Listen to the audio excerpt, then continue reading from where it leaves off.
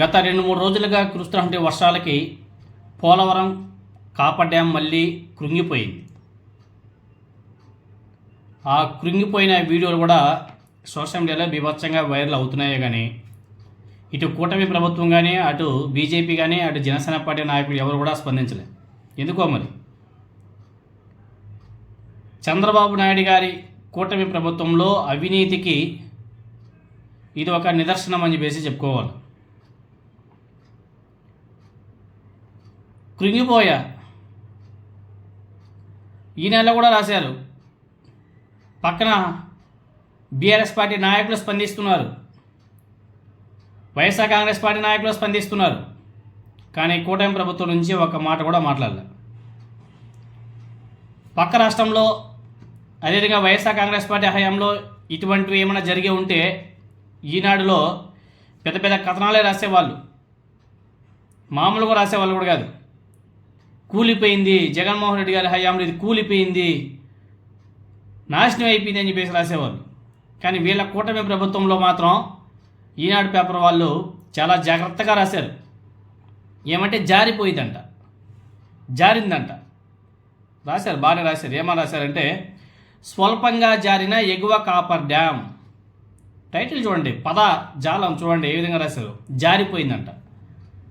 అదే వైసీపీ ప్రభుత్వంలో అయితే కూలిపోయింది, వీళ్ళ ప్రభుత్వంలో అయితే జారిపోయింది.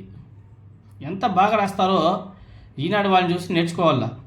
స్వల్పంగా జారిన ఎగువ కాపర్ డ్యామ్, యుద్ధ ప్రాతిపదికన పటిష్టపరిచే చర్యలు పూర్తి, ఇబ్బంది ఏమీ లేదన్న పోలవరం అధికారులు. పోలవరం ప్రాజెక్టులో ఎగువ కాపర్ డ్యామ్ ఎడమవైపు ఎగువన కొద్దిగా జారింది. 10 అడుగుల వెడల్పు, 7 నుంచి 8 అడుగుల లోతున జారింది. శుక్రవారం ఉదయం దీన్ని గుర్తించిన అధికారులు వెంటనే స్పందించారు. యుద్ధ ప్రాతిపదికన ఆ ప్రాంతాన్ని పటిష్టపరిచే పనులు పూర్తి చేశారు. ప్రస్తుతం పోలవరం వద్ద గోదావరి నీటి మట్టం 28 మీటర్ల వద్ద ఉంది. పైగా ఎగువనే జారడం తప్ప దిగువ నుంచే ఎలాంటి సమస్య లేదని, దిగువన ఇప్పటికే బట్రస్ డ్యామ్ నిర్మాణం పూర్తి చేసినందువలన ఎగువ కాపర్ డ్యామ్ కట్టడానికి వచ్చిన సమస్య ఏమీ లేదని జలవనరుల శాఖ ఇంజనీర్ తెలిపారు. ఆయనతో పాటు పోలవరం ఎస్సీ రామచంద్రరావు ఆ ప్రాంతాన్ని సందర్శించి జారినంత మేర పటిష్టపరిచే పనులు చేయించారు.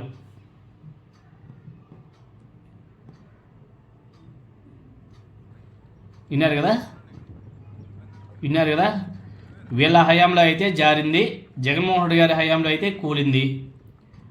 ఇదే ఈనాడు ఇంకొకటి కూడా రాసింది, ఆంధ్రప్రదేశ్లో అయితే జారింది, తెలంగాణలో అయితే కూలిపోయింది అని చెప్పేసి. డ్యామ్ జారడం ఏంటో ఈ రాసిన వాడికే తెలియాల, ఈనాడు పేపర్ వాళ్ళకి. మనం ఎక్కడ కానీ ఇటువంటి పదాలు ఎక్కడ వినలే. ఎక్కడైనా సరే జారిపోతుందా డ్యామ్లు? కుంగిపోతాయి, కూలిపోతాయి, కానీ ఇదేదో జారిపోయిందంట. భలే రాస్తారప్ప వీళ్ళు మాత్రం రాతలు. కూలిపోయాయి రాయరు, అవి జారిపోయాయి. దీనికి సంబంధించి పక్క రాష్ట్రానికి సంబంధించినటువంటి బీఆర్ఎస్ పార్టీ వర్కింగ్ ప్రెసిడెంట్ మాజీ మంత్రి కేటీఆర్ గారు కూడా స్పందించారు. ఎందుకంటే ఈ పోలవరం గురించి ఎవరు కూడా మాట్లాడడం లేదు.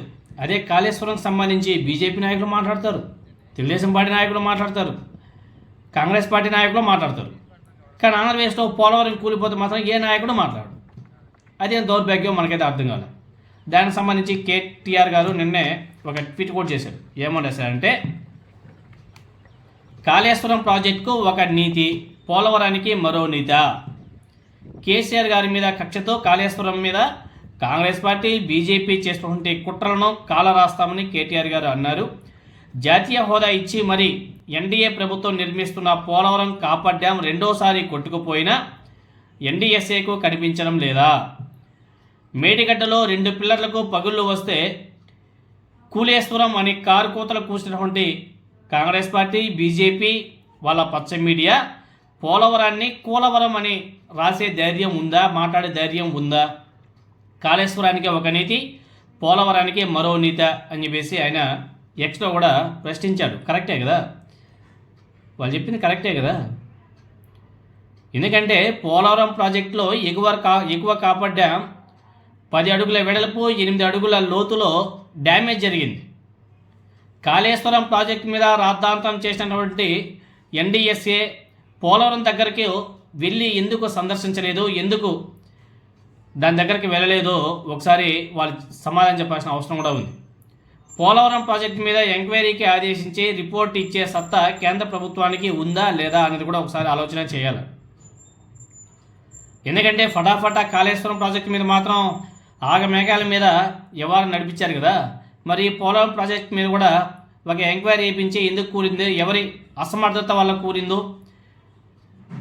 దాని మీద ఒక రిపోర్ట్ తెప్పించుకొని ఎవరైతే పనిచేస్తున్నారో, ఎవరైతే పర్మిషన్ ఇచ్చారో వాళ్ళ మీద అంతా కూడా కఠిన చర్యలు తీసుకోవాలి కదా.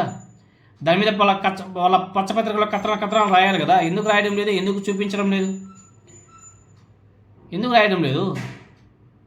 అంటే వీళ్ళ హయాంలో ఏమి జరిగినా నథింగ్, అది వేరే హయాంలో మాత్రం, వేరే వాళ్ళ హయాంలో మాత్రం ఏమైనా చిన్న డ్యామేజ్ జరిగినా కానీ కూలిపోయింది, అయిపోయింది, ఇంకా మొత్తం లంచాలమయం అయిపోయింది, అందుకే ఇలా కూలిపోయింది అని చెప్పేసి కథనాలు రాసేవాళ్ళు, రాసి చూపించేవాళ్ళు.